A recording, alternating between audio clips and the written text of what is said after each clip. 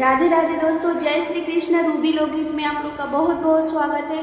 तो चलिए दोस्तों, मैं एक तिलक का गाना लेके आई हूँ। तिलक जब चढ़ता है उस समय का ये तिलक गीत है।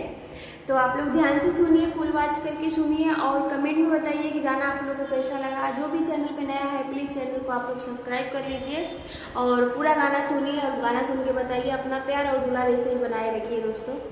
तो चलिए सुनते हैं गाना। जाए सरवाई जतिया खुले दुबोइए दिहलाना, अरे जाए सरवाई जतिया खुले दुबोइए दिहलाना, एगो सिकड़िए खातिर भैया के रुसाइए दिहलाना, एगो सिकड़िए खातिर भैया के रुसाइए दिहलाना। अरे जाए सरवाई जतिया खुले डुबोइए दिहलाना, अरे जाए सरवाई जतिया खुले डुबोइए दिहलाना, एगो सिकड़िए खातिर भैया के रुसाइए दिहलाना, एगो सिकड़िए खातिर भैया के रुसाइए दिहलाना। अरे जाए सरवाई जतिया खुले डुबोइए दिहलाना, अरे जाए सरवाई जतिया खुले डुबोइए दिहलाना, एगो एसिए खातिर भैया के रुसाइए दिहलाना, एगो एसिए खातिर भैया के रुसाइए दिहलाना।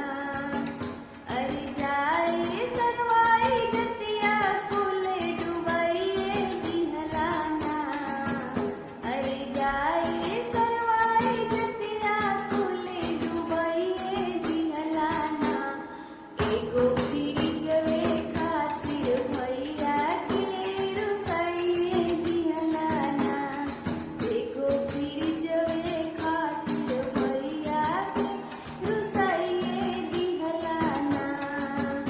अरे जाए सरवाई जतिया खुले डुबोइए दिहलाना, अरे जाए सरवाई जतिया खुले डुबोइए दिहलाना, एगो गड़िए खातिर भैया के रुसाइए दिहलाना, एगो गड़िए खातिर भैया के रुसाइए दिहलाना।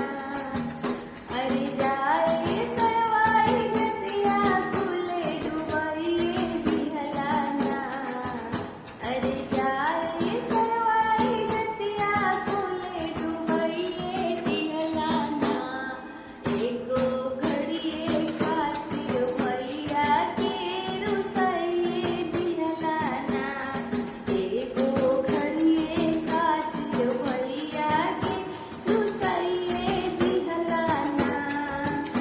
अरे जाए सरवाई जतिया खुले डुबोइए दिहलाना, अरे जाए सरवाई जतिया डुबोइए दिहलाना, खाली तिलकवे खातिर भैया के रुसाइए दिहलाना, खाली तिलकवे खातिर भैया के रुसाइए दिहलाना। नमस्कार दोस्तों, जरूर बताइए आप लोग को गाना कैसा